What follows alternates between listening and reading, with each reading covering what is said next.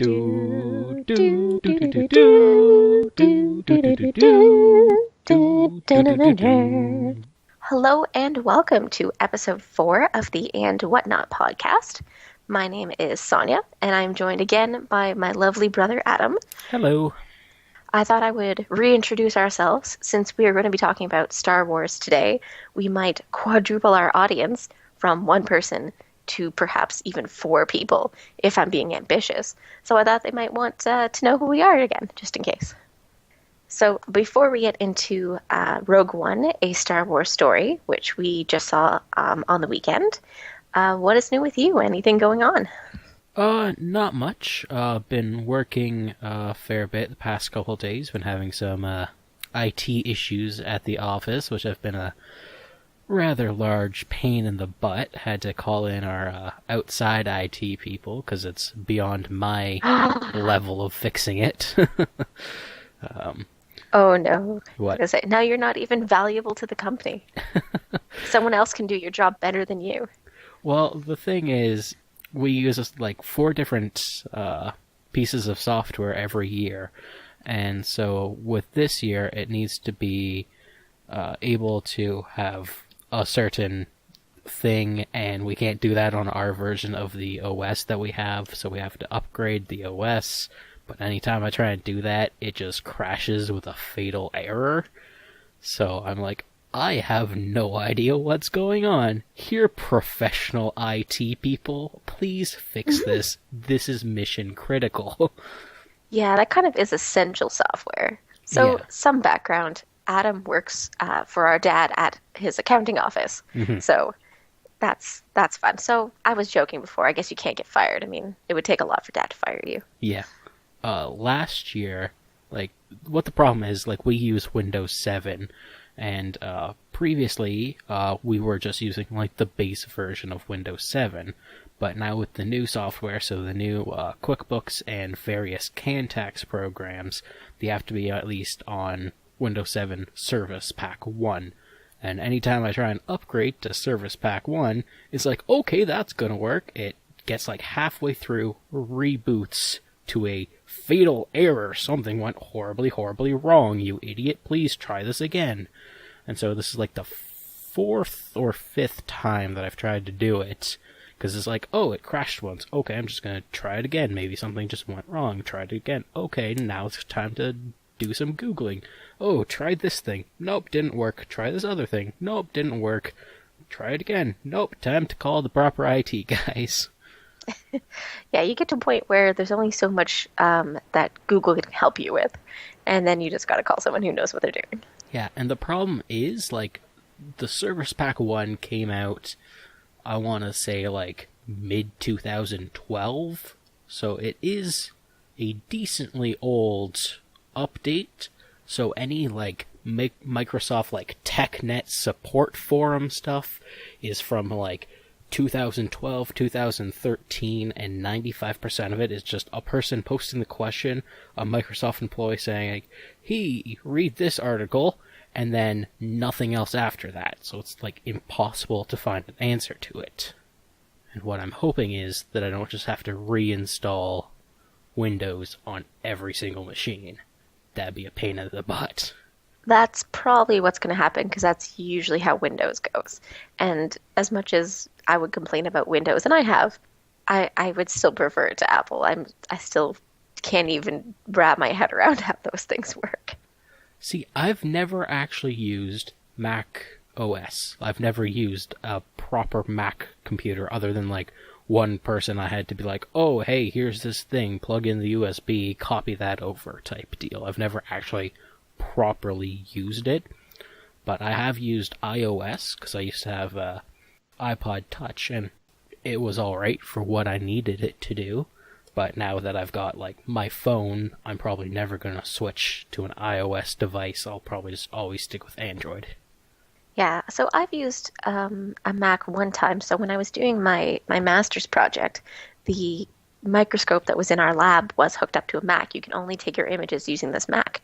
And anyone who, rebuts that I like Windows and will keep using Windows and says, oh, but Macs never get viruses and Macs never crash. Well, this Mac crashed the week before my thesis was due with all of my images on the hard drive. So so luckily, there was a friend of a guy in the lab who had the exact same computer, so we were able to take out the hard drives and I could get my images off while they fixed it. But yeah, like one of the most critical times in your life where you just need all of your technology to work and it epically fails you. Hmm. Sorry, Apple, you can never regain my trust. Because yeah, I never used, really any Apple products. I've always had an iPod and that's about it. And I still have an iPod, and everyone's like, "Why don't you just use your phone?" I'm like, "Because I have my iPod." But I it was hard enough kind of learning how to use a Mac, and you have to like just change your brain. It's like everything's close, but not quite the same, and so it just throws you off. But the fact that that much problem happened right when I needed it, It really tainted the experience. exactly. It's not worth learning a whole new system and like getting all those bugs out of your own behavior about like there is no right click. How do I right click? It doesn't happen. Things like that. I have my way. I've been doing it pretty much since I've been using a computer, so I'm set on Windows. Yeah. I have tried Linux before. I installed it on my laptop one time, and it was basically like Windows, but not as many features. At least like the version of Linux I was using, because there's a million different distros for it. But I was just like, anything that I'd want to do, I can do more easily on Windows. Because like you already know where the buttons are, you already know what all the commands are.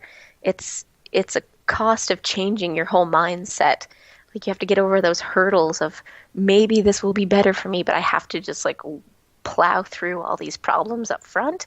And I've never like found anything that's worth that cost of acquisition. Like I'm good. It works. Like I honestly, since I finished school, I haven't used a computer like I used to. I'll go on, I'll check the news, check my email, and that's kind of about it. Like I don't do much on the computer anymore, so. I know, like, I have never had a problem with any Windows machine that I've used, like, personally, other than, like, stuff like this error at work. But as for, like, my personal computer, I've always used Windows, except for that time that I tried Linux on my laptop. But I've never had major issues. Like, yes, there are some things, like when Windows 8 first came out, it was not ideal, but it was still fine. Like, there was nothing wrong with it that would make me, like, shy away from Windows entirely. I just don't understand kind of, like, the fanboyism that some people have for it. Some people are like, oh, Macs are the absolute worst. And then you have people who are like, Macs are the absolute greatest. But it's just, you find what works for you. Yeah, I know an Apple fanboy, and he will like get in fights with you if you start dissing Apple and stuff. But it really is like, what are you going to use it for? Like, I used to work at Staples. I used to sell computers, and despite the, casual sexism of like, oh, is there a computer guy to help me? I'm like, no, but the computer girl is right here, and I can help sell you this laptop.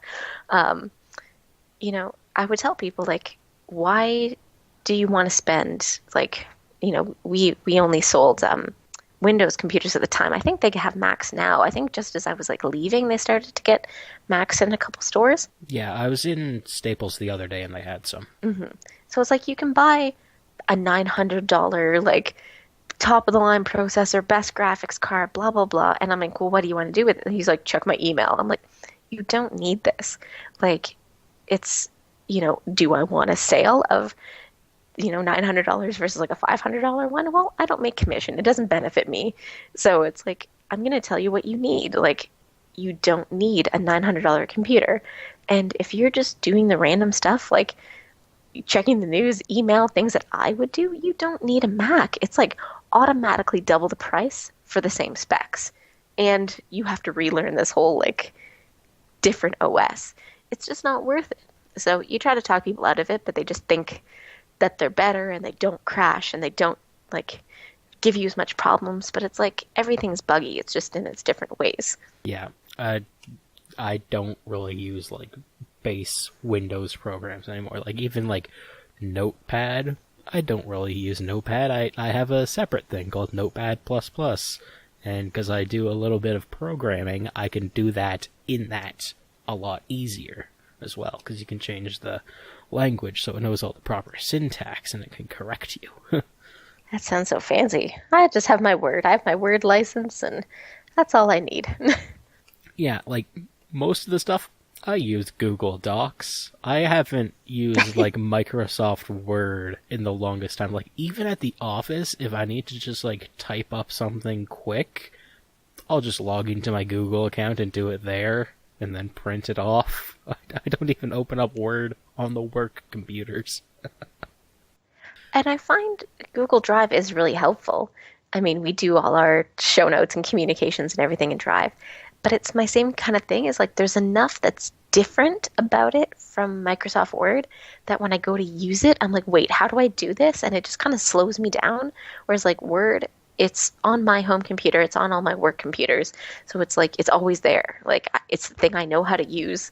I'm very proficient at it, so I can just go in and do whatever I want. Whereas Drive slows me down a little bit if I'm doing anything beyond just text. See, that's the opposite for me. Like, I play a lot of online games, so I have, like, spreadsheets and stuff set up for those various games to track things. And so I do that all in Google Docs. But at the office, we use Excel. And so anytime that I need to do anything in Excel, I'm like, how does this software function? I need to, like, sort these 3 columns by column B. How do I do that? It just... And I find the opposite. Excel, I can sort, I can do anything, I can do the formulas, like, adding is easier, like, everything is easier in Excel than in Google Sheets.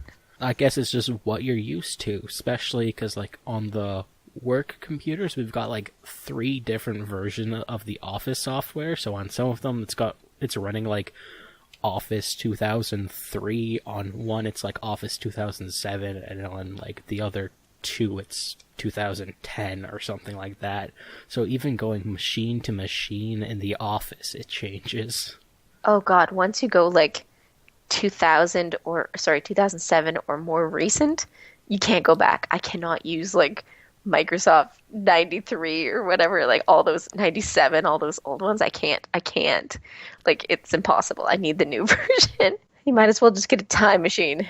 Yeah, it's funny. We're actually redoing the floor in the office, so we're trying to clean up some stuff so we can move furniture and stuff. And I found an old instruction manual for Microsoft Word 95. And I said to Dad, like, I'm just going to toss this down. And he's like, keep it. I'm like, why? He's like, well, what if we ever need it? I'm like, why would we ever need it? If, for some reason, we ever needed to use Microsoft Word 95, there's this thing called the Internet. And he's like, well, what if we don't have Internet for some reason? I'm like, then why the hell are we working trying to do something in 95? Yeah, sounds like the husband. He has a big tote, like one of the taller totes, not like one of these little ones, just full of wires and cables. Like just power cables to things he doesn't have, or like just extension cords and tons. Like, I get keeping a couple of those. Obviously, you need an extension cord here or there. But like, he has a tote and a half of cables. And I'm like, surely you can get rid of some of these. Like, you don't need speaker wire. Like, and he won't. He's a hoarder. He needs to keep everything. Yeah, I have a box like that at the office, because a couple of years ago we got a whole bunch of new computers, and so they came with basically like every cord that you'd need for it. So I got 11 new Ethernet cables and 11 new like power cables, because I already had all those for the previous computers that we have. So now I just have a surplus of everything, and I just kept them because, hey, you never know. That would drive me. Well, it's okay, I guess, in an office setting, but not in a house where there's like one desktop and one laptop, and that's all we have. And we don't need all that stuff. I'm a hoarder when it comes to tech things like that. Well, on that note, how about we just move on to the topic of today, which is Star Wars. So before we get to the current movie, which is Rogue One, A Star Wars Story, how about we talk about just Star Wars in general? So, obviously, huge cultural phenomena, but obviously, we were not born when the first trilogy came out. So, when did you first watch the original trilogy of movies? I think I first saw episode 4 when I was probably around, I want to say 8 to 10. I think it was just on TV one time, and Mom was like, hey, let's watch this. And so we ended up watching it, and then probably a year or two after that, went to Blockbuster and rented all of them and watched them. When Blockbuster was still a thing. I miss Blockbuster. As I much do as I love too. Netflix, Blockbuster was the greatest. It's like you go in on a Friday night, it's all bustling and the plastic cases are all over the shelves and you're just so excited and you're running up and down the aisles trying to think of the movie you want and you can't find them. And it's the same feeling as Netflix. You're just scrolling through movies and movies and movies and not wanting to watch any of them. But it Yeah. was different because you had a special building to do it in. Yeah, it made it more of an event. Like, oh, we're going out to Blockbuster, we're gonna get a movie. And so it was exciting. Yep, those days are gone. Yeah. Oh well. Progress, I guess. Yeah. But I suppose it's probably a little embarrassing for, someone who self-describes as like a nerd, but I never watched the original trilogy of Star Wars until about 2 years ago. And and it's one of those things that's so pervasive in pop culture and you've seen all the like beats and all the turns in the movie just in other things parodying it that I felt I never needed to watch the actual movie. And I'd actually seen like the Family Guy cover, for the lack of a better word, of it. It's like I've seen Blue Harvest and whatever before I actually saw the real Star Wars. You get all those little jokes over time and like eventually the whole thing of the movie and like obviously the spoiler like Darth Vader is Luke's father and blah blah blah. Like you learn all those things without ever having to watch the film. And so when I watched it, I just kept thinking of like it's just like Family Guy but with less jokes. and and it really had that sort of old school filmmaking where it was a slow burn. And it's any of those sort of classic movies. Like, again, I've never watched Citizen Kane, but I expect if I do, I will be bored out of my mind because it's just a different type of filmmaking. Well, don't forget, the original Star Wars came out in 1977, so Exactly. it's pretty old. Yeah, that's what I mean. It's the old school of filmmaking where it's like it seemed like people had more attention spans and like you could just have, 4 characters sitting there kind of talking about whatever and it was still people paying attention. Whereas now if that kind of scene goes on for more than 5 minutes, everyone checks out. Everyone's just like, when's the next fight scene? And it's just a different experience. So I enjoyed it because I finally got to see where all those jokes and those like references were coming from. But at the same time, I was kind of like, I didn't need to watch it. I've seen it. Like I know the story. So, but I did it. Check box. Watch the original trilogy. Life complete. Kind of getting back to like how you said like the filmmaking is very different. Like there's a YouTube channel that I watch called Every Frame a Painting, and he does like film critiques and stuff about the actual like filmmaking process, and he says a lot of stuff about that as well. Like in one, he's talking about Marvel movies and how there's basically like a cut every 30 seconds, and if there's like any scene longer than 3 minutes, it just feels really out of place and stuff like that. And he's comparing it to like older things when there was, I can't remember what the movie was, but like it was a one shot like 12-minute scene or something like that, and you just don't see things like that in current movies. Oh, was it Children of Men? That's a baller movie. No, it wasn't that. I can't remember what it was, but I think it was black and white, so it was Oh, it so was it's old. old. So No, because Children of Men they have a lot of long cuts in the movie, but there's this one action scene, and I forget exactly how long it is. It probably is about 10 minutes, and it's one continuous take. They Hmm. they do zero cuts in it, and it's amazing. And like it's one of those things you don't notice until you start thinking of like it's been a tracking shot this whole time and all that. It's great. It's a good movie. So Yeah. and that's the thing is like you don't get that type of filmmaking. And I think the only person that I've seen do it really currently is Quentin Tarantino. So he will have a long conversation scene, and there will be cuts. There'll be like perspectives and like all of that, but the whole scene is just 20 minutes of talking, just characters talking, and it's all in the dialogue.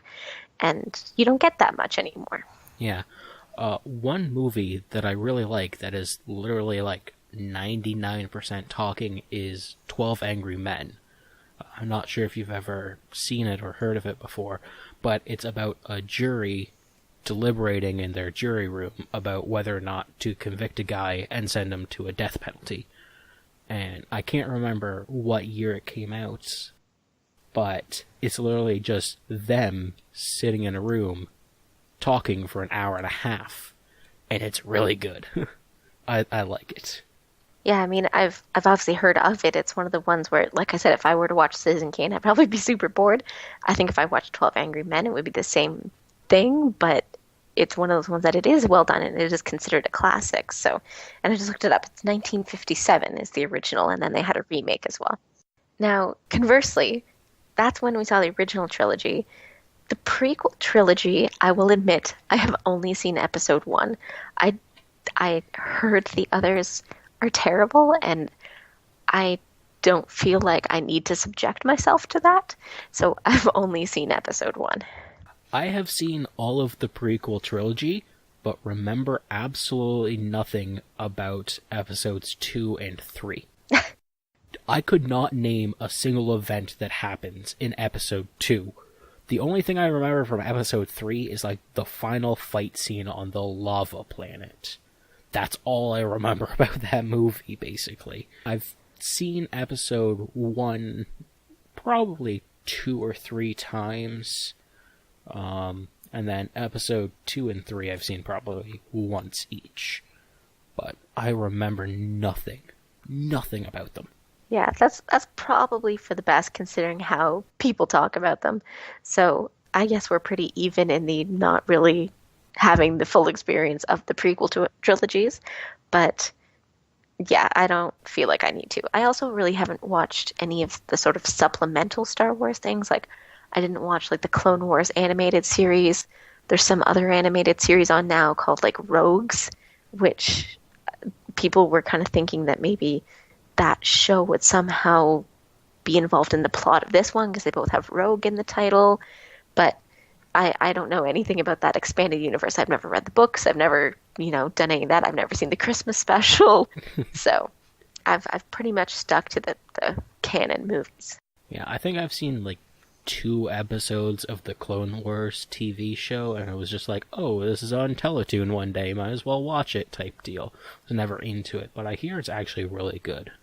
I have heard good things. It's just I like the Star Wars movie. Again, I saw them really late, so it's hard to compare, but I just haven't felt the need to learn more about that universe. So, And of course, I've seen episode 7, The Force Awakens, and as of Sunday when we went and saw Rogue One, you said you hadn't seen The Force Awakens. Is that correct? Correct. I still have not. I actually went to watch it on Monday. I went on to Netflix, and then I was like, I don't want to watch it because we're going to be recording tonight. Although we didn't end up recording Monday. That's actually Tuesday now. But I decided I didn't want to watch it because I'm going to probably confuse things that happen in that with things that happen in Rogue One. So I have not seen it. I'm probably going to watch it this weekend. So my thoughts on The Force Awakens, just to sort of have a background, at least, since I've seen it to know where I'm coming from, I was really entertained. I thought it was, for lack of a better phrase, it's a reskin of A New Hope. It hits a lot of the same beats and a lot of the same environments, and you see similar archetypes of characters.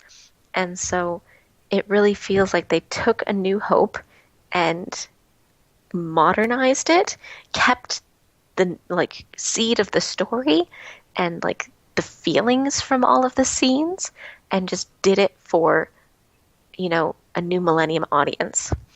And I think it was a great reboot. I think I'm a little sketchy about J.J. Abrams in general directing things, but I think he did a good job.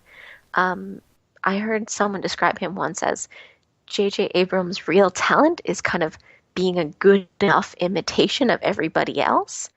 And so I think he did a really good homage to George Lucas's original Star Wars. So I guess that's all we can say about that because you haven't seen it, so you can have no thoughts on it. Yeah, I was actually talking to Alex at work today, and he was like, "You haven't seen it?" I was like, "No, I haven't seen it yet." And he's like, "How have you not seen it?" I just haven't. I was gonna watch it, but then I didn't. Well, see, you have this issue of even last episode, I was re-listening to it, and we were going through all these like Disney movies and Pixar movies. You're like, yeah, I didn't see that one. Yeah, I didn't see that one. Yeah, I'm like, Adam, we're doing a show about movies. You need to watch more movies. This is like the crux. To redeem myself a bit from last episode, I did watch Frozen this past week, so I'm at least caught up with that one. There's still a whole bunch that I need to do. But I saw that. I liked it better than I liked Moana, if that's anything to go by. That was going to be my next question of what did you think? So there's my answer. See, now you can like understand when I say there's nothing like Let It Go from Frozen in Moana. There's not going to be another hit. Yeah. But no, I liked the movie better. I thought the plot was actually better than Moana. It actually kind of flowed, unlike Moana, where I thought it was kind of just scene A, scene B, scene C, done type deal. Yeah. Okay, so I guess we will talk about Rogue One now, as it is mostly fresh in our brains. So I'll start off with the brief plot summary. So the main character of Rogue One, her name is Jyn Erso. She's the daughter of Galen Erso, who is a scientist or engineer who is basically blackmailed / kidnapped into helping build the Death Star. So apparently he's like this genius, and he started working on the Death Star and realized how horrible the Empire was and ran away with his family. So when Jyn is a girl, Galen gets sort of recaptured by the Empire, and she sort of grows up with this friend of her dad's called Saw Gerrera, who is now a rebel extremist fighting the Empire. So we meet Jyn while she is in jail, and she gets busted out by the rebels who think that she's going to be important in helping find her father, because it's, as I'm explaining this, it seems like a lot of steps to get where we're going. Yeah. But anyway, so the rebels have a pilot who's defected from the Empire, who has a message to deliver to the rebels, supposedly from Galen.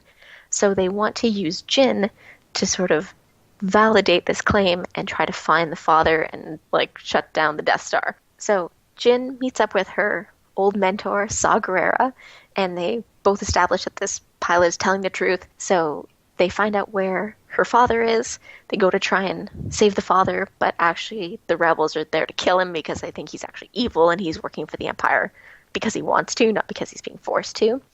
And so basically Galen tells Jyn that there's a weakness in the Death Star and she has to get the plans and she'll discover the weakness and how to beat it. And then he dies. So they have to go to this one planet where they keep all of the Death Star building plans, and they have to break in and get the plans and transmit them to the rebels. And this big battle ensues, and the guy who's like building the Death Star, who captured Galen, is like on this power trip, and he's trying to like be the star of the Empire, and Darth Vader's like, stop it. Force chokes him for a while. And, this is the lead up to the opening scene of A New Hope, where they have the plans and they start the rebellion, start their siege on the Death Star. So I hope that made some sense. As I'm recounting it, it's kind of a little more convoluted than I expected. There's a lot of characters I left out of my summary, but we can go in depth on that. Yeah. It is kind of convoluted, as you said. It's like, oh, here's step A has to get to step B to C to D to D, and you get all the way to like Z. There's a lot of steps to get where they're going. Yes, I agree. And I will give it credit in that I kind of didn't think about how many steps there were until I just started telling that. Hmm. But I think once the movie departs from Saw Gerrera's planet, which is called Jeddah, once you leave Jeddah, it seems a lot more straightforward. Like it Yeah. seemed kind of like, why are we here? It seemed like a bit of a detour, and like Guerrera seems like this really weird character that maybe didn't need to be in anything. Like if you wanted to cut this down, you really could. Yeah. So, I mean, you didn't really need him if they just had Jin and said, look, we have this pilot, come talk to him, and there was no Guerrera in between, it would probably have still made enough sense. Yeah, because the only reason they free Jin is to act as a middleman between them and Saw. So, if they just said, oh, we've got the pilot, you wouldn't need her at all, really. Exactly. And overall, I really enjoyed the movie. I was kind of expecting to enjoy it. As I said, I liked The Force Awakens, and although this isn't meant to be kind of in the main tract of Star Wars movies, it's meant to like supplement it. I had the same kind of expectations that it would be good. How about you? What did you think? I liked it. I'm not sure if I like it more than, let's say, like the original trilogy. I definitely like it better than the prequel trilogy, but that's a given, because that's a big old pile of steaming crap. But I liked it more than I thought I would. Again, it's all around a good movie. It's not like stand out, oh my god, this is great, everybody absolutely has to see this.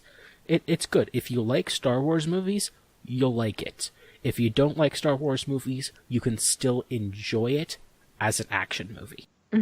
Yeah, there's enough in jokes in it and references and all those kind of things that it makes sense more if you like Star Wars, but I think you can go in it pretty blank. Like, I got obviously some of the references, but I'm not cataloging every, alien creature that's this throwback from this scene in this movie, or even necessarily every name drop or character mention or whatever.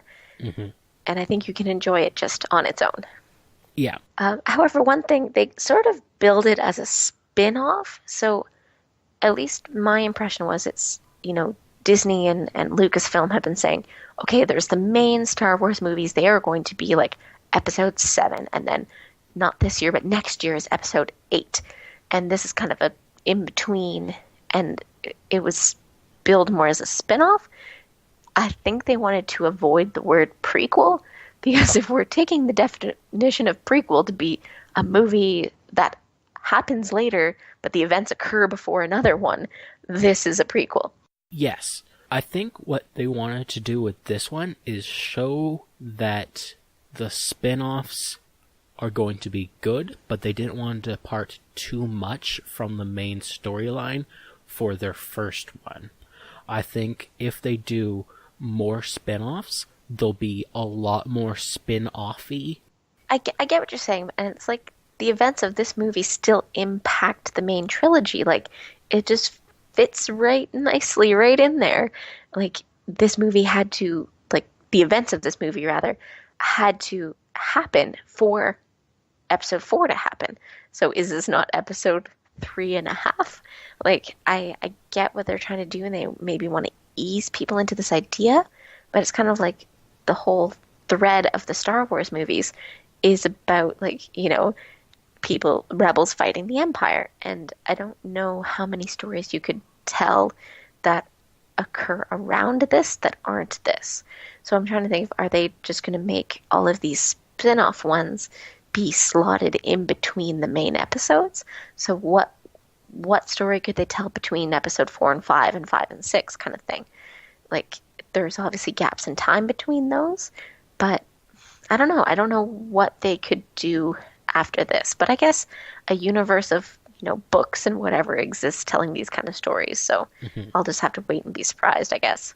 See, I wouldn't be surprised if one of the spin-offs is kind of like, now again, not seeing episode 7, I don't know if they delve into Han Solo's background at all, but I could easily see a spin-off being his own movie. So they kind of show like how he got started into the smuggling, how him and Chewie met, that sort of thing. Have that as Oh, its they're doing own. that. They're doing a young Han Solo movie. I think that is the next spin-off, actually, Oh, well, now in that that case, jogs my I'm memory. a genius because I have heard nothing about that. But I could easily You're see in your them. bubble. Yeah, I could easily see them having things like that, plus direct, well, maybe not direct, but things that were in the books, and just making that into a movie. Because there's dozens upon dozens of like extended universe stuff. Like there's comics, books, everything basically that they can draw from, or even just create original stories, but set it in the Star Wars universe. Yeah, so I do believe that the next sort of spin-off movie is going to be the Han Solo origin stories, I suppose. I just remember seeing this article about, who are they going to cast to play young Han Solo. It was this big to-do. So I don't know if they've decided, but I think that's going to be harder to do than this. So I've heard some people, like, overall it seems like everyone I know who's seen the movie liked it, but they have some quibbles about, how appropriate it is to kind of do another prequel that's so close to the originals. And I almost feel like an origin story for Han is going to be more sacred territory, and it's going to be hard to touch that. Yeah, and just as an aside for our listeners, sorry about that. We record during Skype, and your voice was breaking up. So I'm not going to be able to fix that. I'm not going to get you to repeat like the last minute of you talking. So sorry about that. It happens. Oh, Continue. I'm sorry. It's Was I fiddling with something? Maybe I'm ruining it. No. It's just Skype does that sometimes. You end up sounding robot-y because slight variations in download speed. That sort of thing. All right, then. Well, speaking of robots, nice segue. Ho-ho. Rogue One had a particularly hilarious robot. Mm-hmm. And may I say, another week, another voiceover by Alan Tudyk. Like, I think Disney does own him. Like, Yep. he must just, like, live in their voice studio and just never leave. Because after we recorded our Moana episode, I even thought more about it. So it's like he's in Moana, he's in Wreck-It Ralph, he's in Frozen, he's in all of these Disney movies. I'm like, they just have him chained in the basement somewhere. That, or they just can't get rid of him. They keep throwing him out of the building, but the next day they go to record something, he's just sitting in the booth like, I'm ready to go, guys. What are we going to do today? Well, he's a welcome cast addition. I very much enjoyed his sort of pessimistic, sarcastic robot, K2SO. Yeah, he was good. One of, like, the notes that I have on here that says, snarky robot was pretty funny. It was good. All his jokes were on point, and, like, sitting in the theater, every time he said one, everybody in the theater laughed. So you could tell it was good. It was well written for him. Yeah, I just kept thinking the whole thing, every time they said his name, so it's K2SO, I just kept thinking of, like, what is that molecular structure? It's like potassium sulfoxide. Like, how would you say that? I'm sorry, you can't get the chemistry out of me no matter how many years I've gone without class. So With the casting, like, for everybody, I think they did a really good job. Like, there's nobody that kind of stood out as, like, they shouldn't have been in this. Like, they were all good. yeah, I think it was good. I like that it's, the second Star Wars movie. So Force Awakens had Rey as the main character who is female, and here obviously Jin is female and the main character. And I like it. I mean, there's enough supporting male cast in it. You almost could say, like, so her name is Felicity something? Whatever. It's the Felicity girl who plays Jones. Jin. Is it? Yeah, I Felicity thought Jones. it was less. I've got the IMDb Okay. page right in front of me. It says Felicity Jones as Jin Erso. I kept thinking it was Jones. I'm like, no, that seems too, like, basic. It's like Smith or, like, I thought I was making it up in my head. But anyway, so her and Diego Luna seemed to have really almost equal screen time. Like, it really seemed like a duo more than just, like, her being the main character, which obviously she is. But it seemed very equal.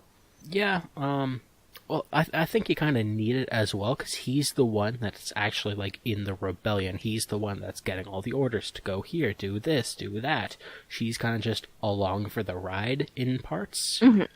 So I think you do need him, or at least another character to balance it out. Because if it was just her, it'd be like, oh, I'm gonna go here with this person. I'm gonna go here with that person.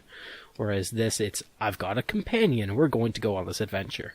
Yeah, and I agree. And definitely at the beginning, it does feel like her actions aren't driving anything. And then about halfway through, it's like it is her decisions and like she's motivating the rebels to do this, and they kind of break off. And, the rebel council can't make up their mind whether, Galen's intelligence is true. They just think it might be a trap and whatever. And she's like, no, it's real. And a bunch of them go off and do their own thing. So about halfway through it, it does take that turn of she then becomes a leader, which I thought was good.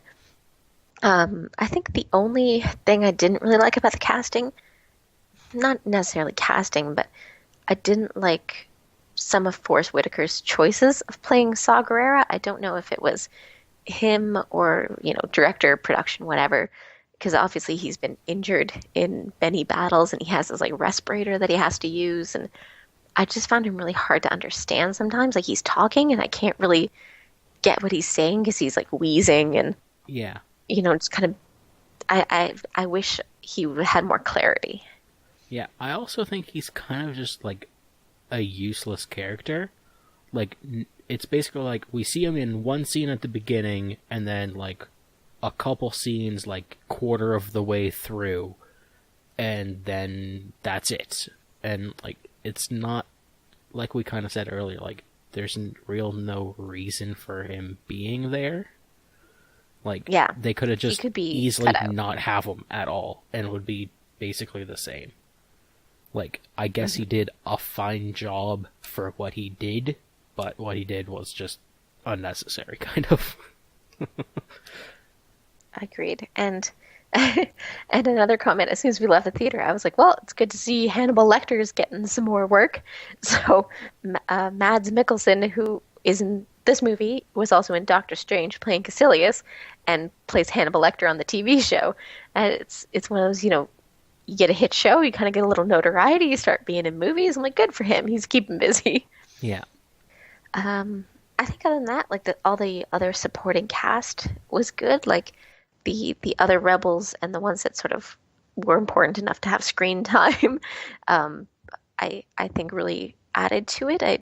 A lot of the times, like if you're a supporting character, you don't get as much motivation, you don't get to be fleshed out. And I feel like all of them except the pilot guy, like the one who actually defected and kind of kicked off the events. Yeah.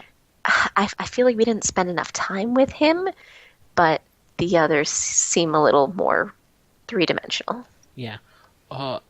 One kind of set of characters were the guys from the temple on Jeddah. The names were Chirrut and Baze.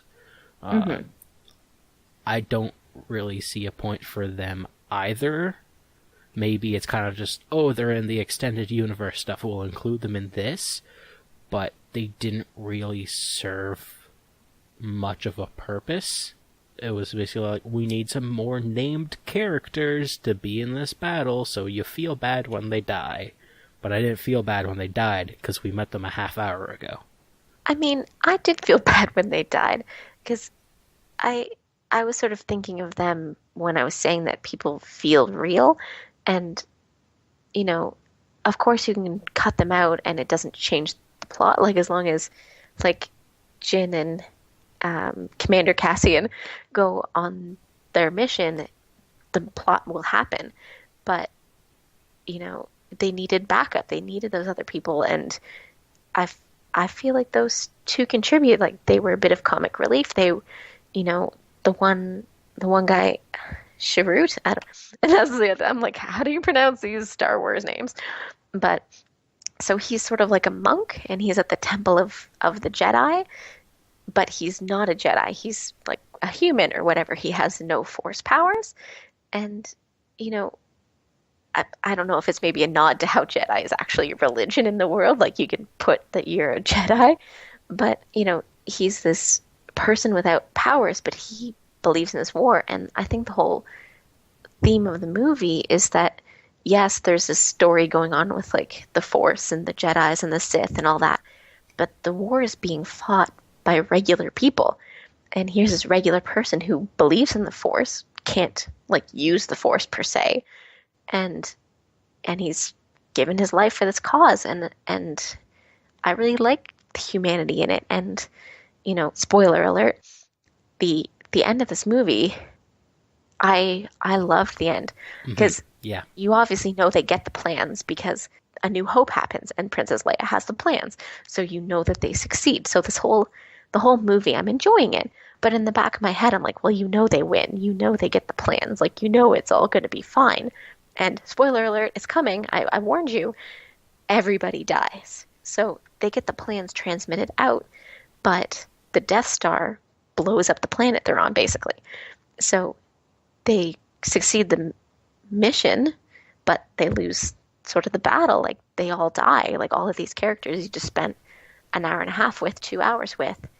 And I was genuinely sad. Like once they all actually started to die, because usually like a movie, a couple people get spared and they make it out at the end, and it seemed like all of them were dying, and I was like, this is concerning.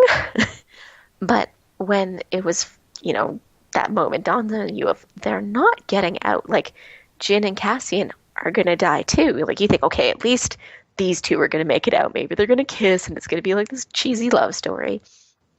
And you realize with them that they're not getting out. You're like, this is a good movie now. Mm-hmm. Like they took a turn that most movies don't take.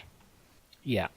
Now, the thing that you said about Chirrut, or however you pronounce it, is that he's just a normal person, but I also feel like he might be like Force sensitive at least, because in the movie he's blind, but he does things that blind people don't. Like he fights off like 20 stormtroopers and then shoots down a spaceship with his stick gun thing, and then walks to the control panel whilst dodging blaster fire. And so I feel at least he had to be at least Force sensitive. I don't think he was a Jedi, but he was at least Force sensitive because of what he was able to do. And I think the movie sort of points it out. Like, I do agree, like, shooting a gun into space and hitting the right, spaceship kind of thing. Like, yeah, that is a little out of reach. But, he walks into that hail of blaster fire, but his buddy Blaze is backing him up with sort of the machine gun. And they kind of make the joke of, I believe in the Force because I have you, and his friend is there backing him up. So I think it's a little 50-50. I think the sensitive thing applies, but I also think it's a bit of self-fulfilling prophecy. Like he does this crazy thing and his buddy stops him from being killed, so he believes in the Force, I think it's a little bit of both. So I will concede that he could be Force sensitive. Yeah. So how did you feel about the use of the CGI and effects? Actually, have you looked into how they sort of recreated people with computer graphics? Like, have you seen which characters they did with computers exclusively? I'm sure they did a lot of work on the guy that was playing Grand Moff Tarkin, because he looked exactly like he did. They did a lot of work on whoever was playing Leia. Yeah. That's it. That was my question. I was going to ask you if you knew about Grand Moff Tarkin, because obviously I found Princess Leia really obvious, and I mean, oh yeah, for sure. It's not true. Like, that's not 1977 Carrie Fisher in front of you. Yeah.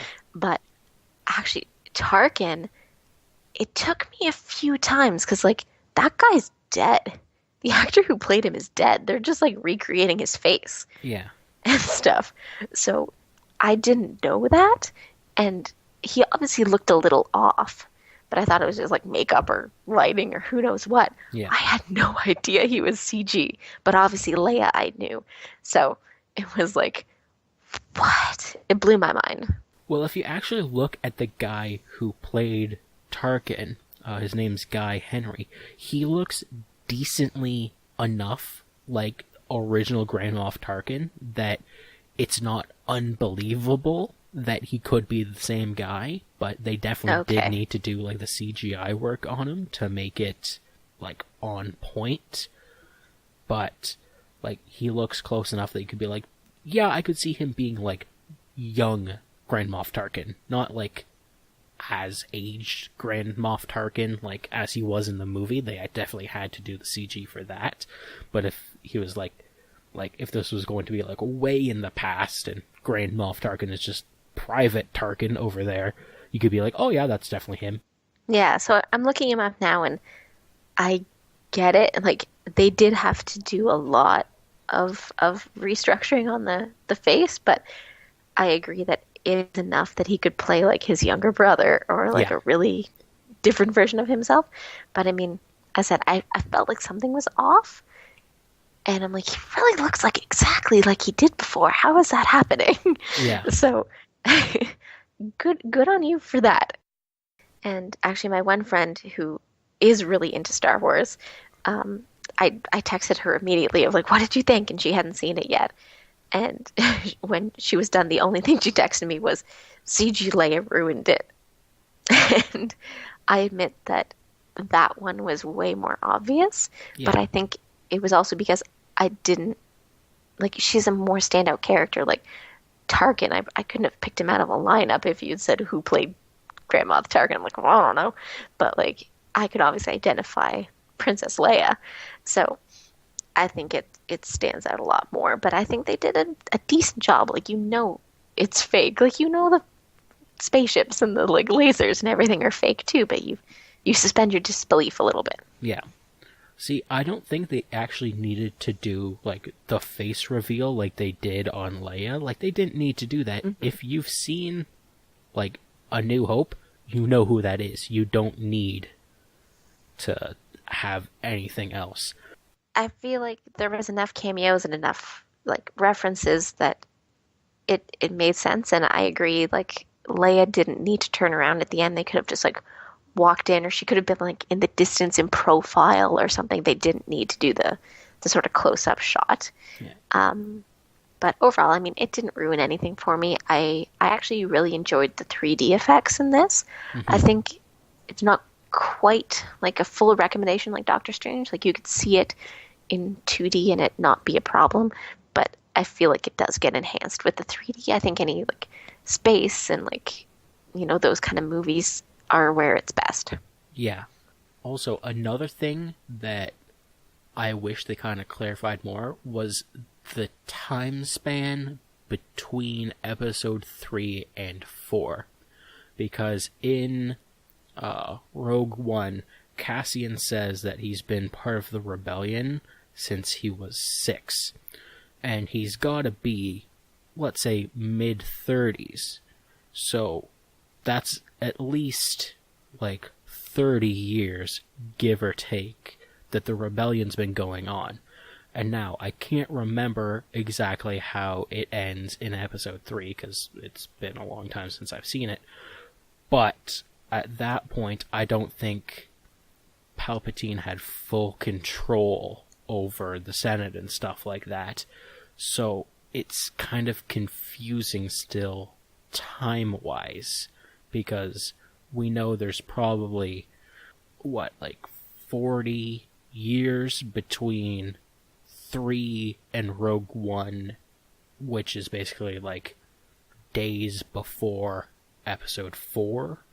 So the time scale still doesn't really make sense for things. Yeah, I said I didn't see episode 3. I really couldn't comment. I mean, I I see it could be feasible. Like I'm kind of going by say, like you're kind of guessing he's 35-ish, Yeah. but if you sort of guess that he's 30 and just like a little haggard from being in battle and stuff, then it makes a little more sense. And if you look at, when they unmask Darth Vader in the original trilogy, like I would comfortably say he's a middle-aged kind of looking man. So, Well, it's kind of hard to you tell know, with all the lava it's burns, but yeah, it's hard to tell, but I mean, he doesn't look under 40 for sure. And, let's say he's 50 at that point, and in the, prequel trilogy, Anakin's got to be under 30 because yeah, he acts like a child. But so let's say he's like 25, like that would give you probably enough time. yeah. But again, this is the problem with like the prequels retconning the original is that in the original trilogy they treat the Jediism as like, oh, this ancient religion, what are you going on about type deal. But like at most it's been like 40 years since the Jedi are around. Like 95% of the people would have been alive during that time and be like, yeah, totally, Jedi are real. What are you on about? So that kind of plays into a comment on The Force Awakens. So Luke Skywalker's been in self-imposed exile for, X number of years. And when, we meet the character Rey, something comes up about, oh, we have to find Luke Skywalker. And she's like, I thought Luke Skywalker was like a legend. I'm like, yeah, okay, you weren't born when the, like, first three, or, Yeah, episodes 4 through 6 happened. But that was only, what, 20 years ago? Like, 30 years ago, maybe? Like, I know of really famous people who were born, like, 30 years before I was. Like, it's funny that this is a person that is alive in your lifetime and you don't know who they are and they saved the galaxy. Like, yeah. so it is kind of the same thing. And kind of on the topic of retconning, for those that don't know what retcon is, it's short for retroactive continuity. It's when something comes out later that changes details about what came before. So, like, the entire midi-chlorian stuff in the prequel trilogy changes things about the original trilogy. So, like, basically the entire prequel is retconning things about the original. And I don't feel that Rogue One really did any retconning. Like, they maybe added details, but they didn't change details. Mm-hmm. Like, one of the things that people always say about New Hope is like, oh, how did they know that you had to shoot that? Like, who would have designed this 1 meter by 1 meter hole for whatever? And like, this explains how that vulnerability came about. And so it doesn't change details, it more expands on details.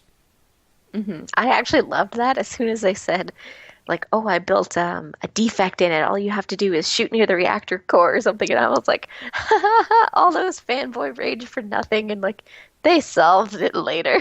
Yeah. With time, you can come up with an answer to a problem that was a plot hole and now is completely explainable.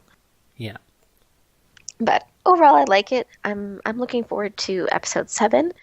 I'm looking forward to episode 8. And I enjoyed like the characters from The Force Awakens, so I'm excited to see where sort of the main story continues. And I'm a little sad like that we don't get to see these characters again. Like I'm not going to see Jyn Erso on a new adventure. Like her story's done. And if the next movie is going to be a prequel sort of origin story for Han Solo, I mean that's kind of interesting, but it's going to be like, is he going to have a standalone adventure and it's like done and it's like, oh, we learned about a new chapter in his life, isn't that nice? Or is it going to be something that happened when he was younger but still played into the Star Wars like continuity? I'm excited to see how they're going to do it, but I'm a little more hesitant about it. Like this seemed like it fit into the timeline, but it was kind of an original story, whereas now they're using a beloved character for something. Yeah. I did like how that in Rogue One, there's a definite end to this. Like, obviously there's no bringing them back for another adventure, because they die. And so I liked that. Like, they didn't leave it open-ended. So, like, if for whatever reason, they're like, oh, let's make another Jyn story, they can't do that, and I like that, unless they do a prequel for her, but I don't see that happening. A prequel to the midquel to the whatever. Like, Yeah. yeah, I feel like the ending made it stronger. I like that they killed everybody off and, you know, they sort of lost the battle, but they win the war, and you see the cost of winning the war. So, the original Star Wars trilogy, Leia, Luke, and Han and Chewie, they all make it out alive, and in this one, no one does, and it's, that's what actually happens when you're fighting a battle is not everybody gets to go home. Yeah. And I feel like the ending is one of the best parts of the movie, and that's not meant to be like sarcastic, like haha, it's over. Yeah.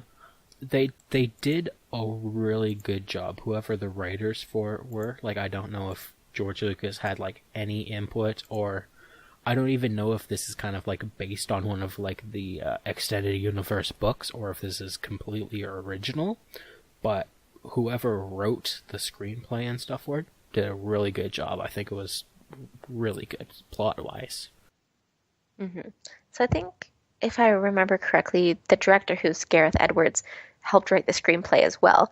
And, I don't know production or if that makes things easier or anything, but at least if you wrote the story and you're the one bringing it to life, you know what you want to do and you have a vision, and it's like, it's there up on the screen, and you have a little more freedom, I would hope, to tell your story. So Yeah. I was really happy with it.